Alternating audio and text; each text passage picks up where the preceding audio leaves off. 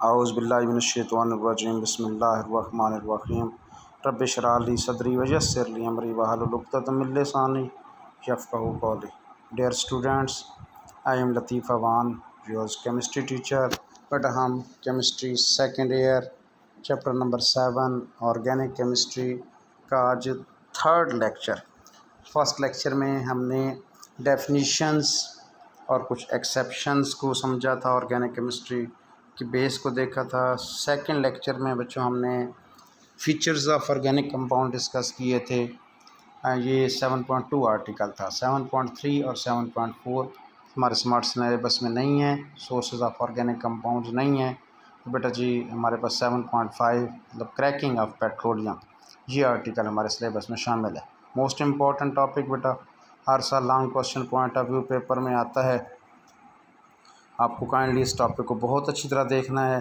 मैं इसके नोट्स भी साथ आपको अटैच कर दूंगा कि नोट्स भी नोट कर लेने हैं और ऐसे ही तैयार करना है जी बच्चों। अच्छा, हम क्रैकिंग ऑफ पेट्रोलियम क्यों पढ़ रहे हैं?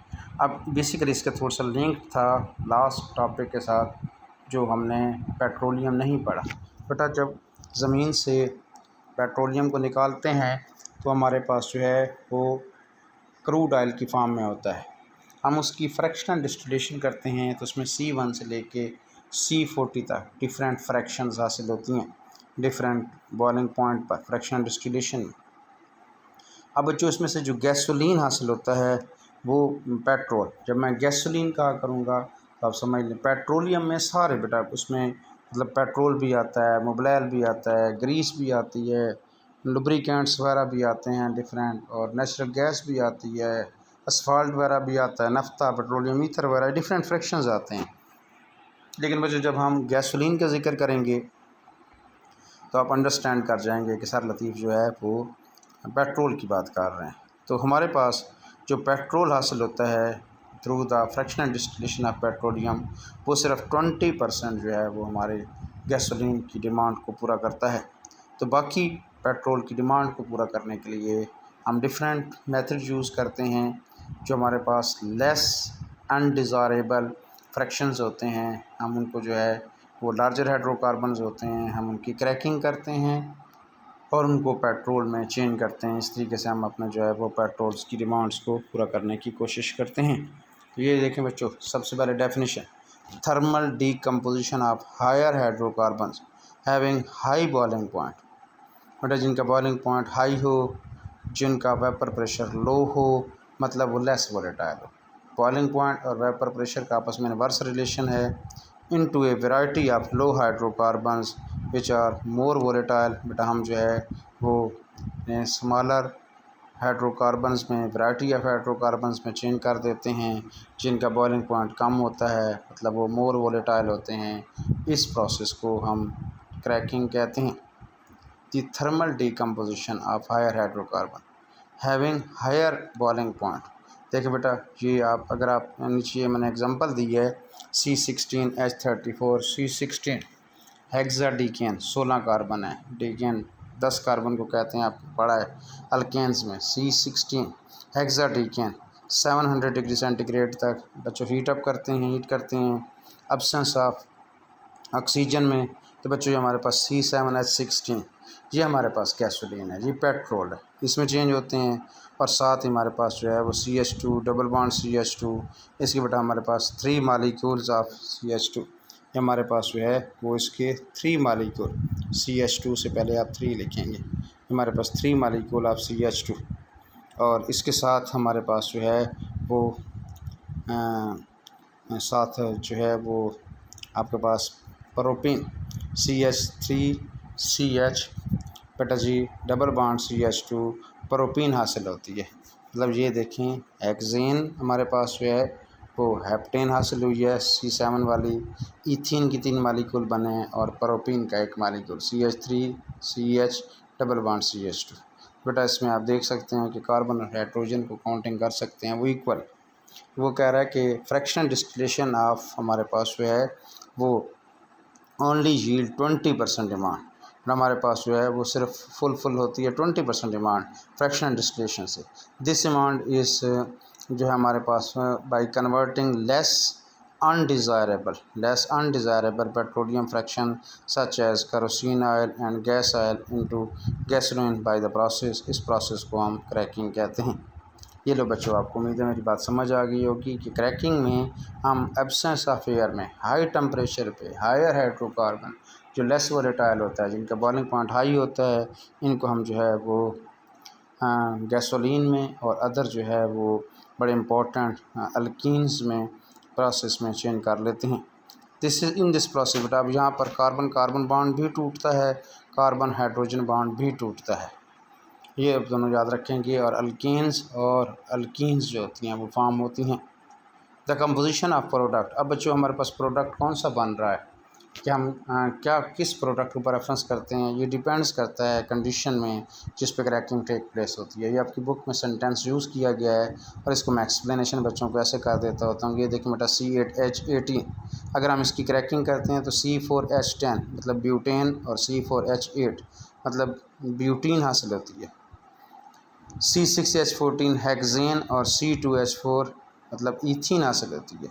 C4H10 वो ब्यूटेन, C2H4 ईथीन और CH4 मीथेन और C कार्बन ब्लैक। तो ये कौन सा प्रोडक्ट बनता है ये डिपेंड करता है कि आपने किस किस्म की कंडीशंस दी हैं। बात उम्मीद समझ आ गई हो आप लोगों को। बेटा 3 टाइप्स ऑफ क्रैकिंग हैं। थर्मल क्रैकिंग नाम से शो हो रहा है, हीट से रिलेटेड होगा, temperature, breaking down of larger molecule by heating at high temperature. अब आपकी बुक में हाई टेम्परेचर का जिक्र है, हाई प्रेशर का जिक्र है, लेकिन ये आप लोगों को बेटा जी नोट कर लीजिएगा कि ये high temperature 700 to 900 degree centigrade हो सकता है और प्रेशर अप टू 70 ATM हो सकता है। इसको बेटा हम थर्मल क्रैकिंग कहते हैं। अब इसमें प्रोडक्ट, नेचर ऑफ प्रोडक्ट किस किस्म के हासिल होते हैं इस थर्मल क्रैकिंग में। जब आप हाई टेम्परेचर्स देंगे तो बच्चों हमारे पास जो है वो स्मॉलर अनसैचुरेटेड हाइड्रोकार्बन्स बनेंगे, जैसे ईथीन, प्रोपीन वगैरह हासिल होंगी। मतलब इसमें हमारे पास अनसैचुरेटेड, इस थर्मल क्रैकिंग का जो प्रोडक्ट आता है, मेन प्रोडक्ट्स वो अनसैचुरेटेड हाइड्रोकार्बन्स होती हैं।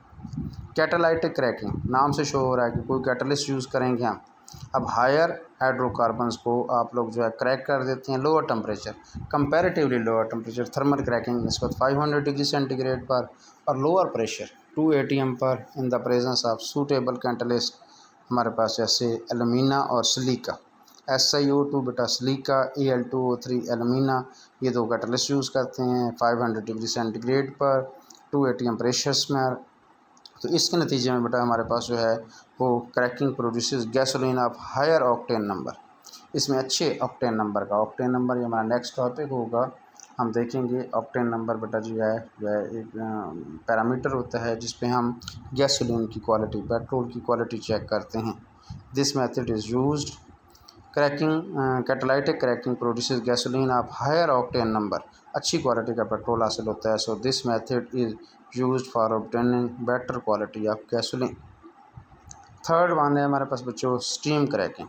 अब स्टीम क्रैकिंग में इन दिस प्रोसेस जो है higher hydrocarbon in vapour phase, हम उन्हें वेपर फेज़ में ले जाते हैं, इतनी हीट करते हैं और मिक्स करते हैं विद स्टीम को, स्टीम के साथ मिक्स करके बेटा जी फिर हम उन्हें जो है वो स्मॉल ड्यूरेशन के लिए जो है वो 900 डिग्री सेंटीग्रेड पर उनका टेम्परेचर ले जाते हैं और यहाँ रैपिडली कूल रैपिडली तेज़ी से उन्हें ठंडा करते हैं।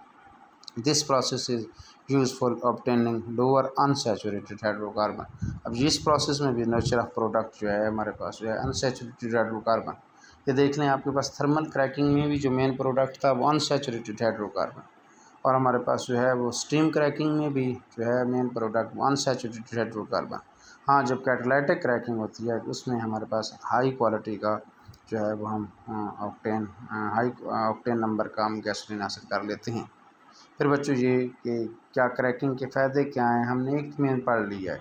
अक्सर पेपर में क्वेश्चन आ जाता है कि वाई वी नीड क्रैकिंग। बेटा एक तो हमने पढ़ लिया कि हमें गैसोलीन मिलता है, हाई क्वालिटी का गैसोलीन मिलता है, जो है गैसोलीन की प्रोडक्शन डिमांड हमें पूरा करने में मदद होती है। Beside the increase of gasoline it also produces large amount of hydrocarbons such as, बेटा हमारे पास अनसैचुरेटेड हाइड्रोकार्बन इथीन है, प्रोपीन है, ब्यूटीन है, बेंजीन है हासिल होते हैं।